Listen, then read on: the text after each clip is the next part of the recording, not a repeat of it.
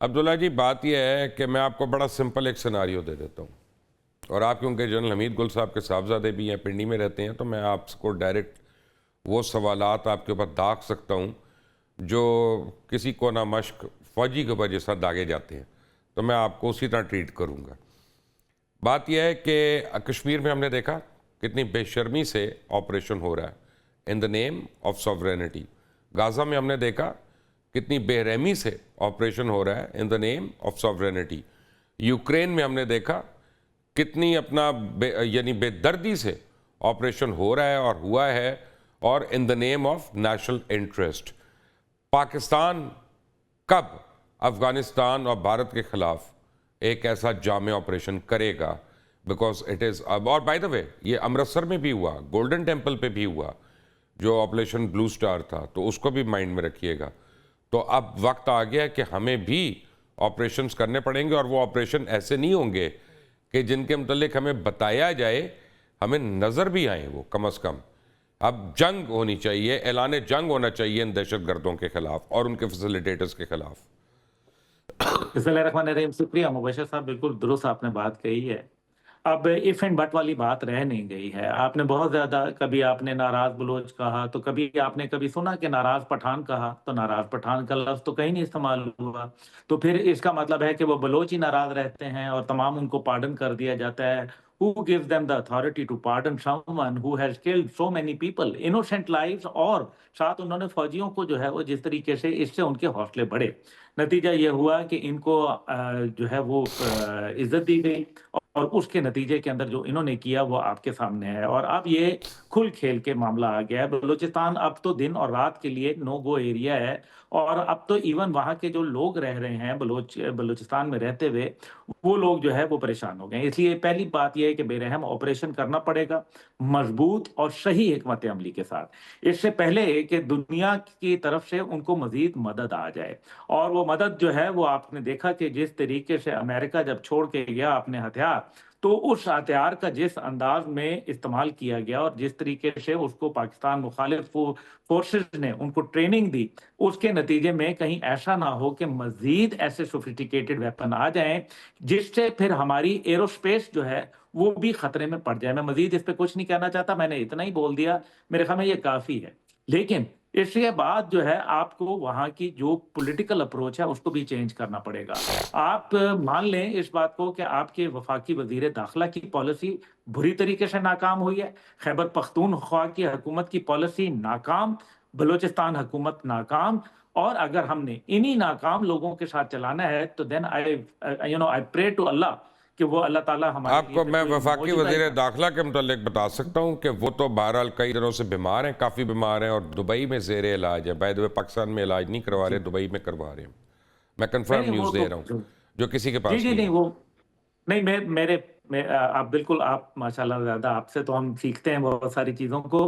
लेकिन मसला यहाँ ये है कि ये बात ये नहीं है कि वो बीमार, जब वो बीमार नहीं थे तब कौन सा जो है हाँ, चांद चढ़ रहे थे। वो उन्होंने जो जो एक क्रिकेट का मैं हाल था, एसएचओ ढूंढ रहा हूँ जो उन्होंने कहा था कि एक एसएचओ की मार है सारा मसला।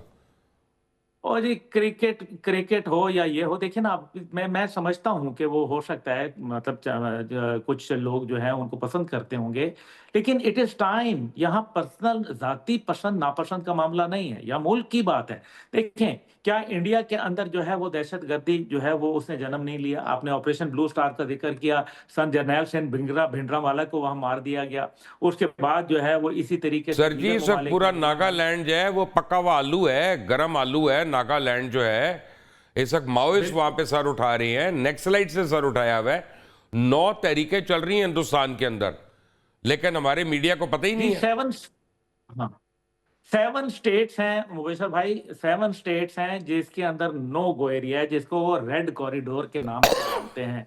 और इसके अलावा 33 वो इंडिपेंडेंट मूवमेंट्स हैं जो रजिस्टर्ड हैं इंडिया के अंदर, और 100 के करीब वो हैं जो कि अनरजिस्टर्ड हैं। यानी कि 33 वो मूवमेंट्स हैं भारत। इस सब के बाद आप जब तक के, आपने अभी अजीत दोवल का क्या सुना नहीं कि ऑफेंसिव डिफेंस, उसने डिफेंस को कहा कि हम बाहर निकलेंगे तो फिर डिफेंस कर। और ये बात मुझे किसी और ने नहीं, मुझे इंडिया के एक ब्रिगेडियर साहब थे जो कि यहाँ डिफेंस अटैची थे, और अब वो वहाँ मेजर जनरल बन चुके हैं। उन्होंने मुझे ये बोला कि हम तो आपके वालिद साहब के जो है वो शागिर्द हैं। मैंने कहा अच्छा मेरे वालिद के शागिर्द हैं, तो कैसे?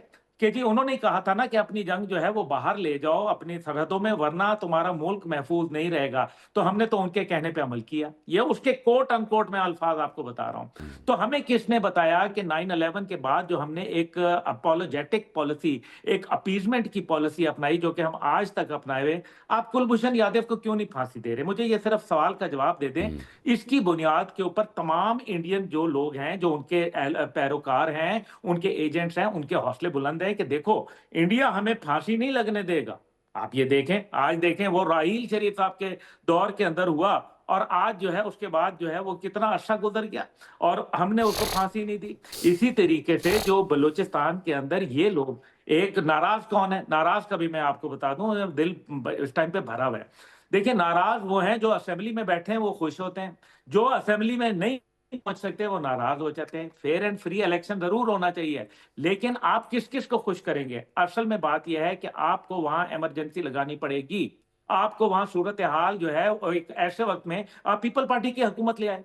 वो लोग जो जब पहले अब्दुल्ला गुल, एक और बात है ना, एक और बात कर लें, आप ऐसा करें, चलें। मैं समझ गया आपका मतलब कि अगर एक सरदार जीतता है तो दूसरा दुखी है, दूसरा जीतता है तो तीसरा नाखुश है।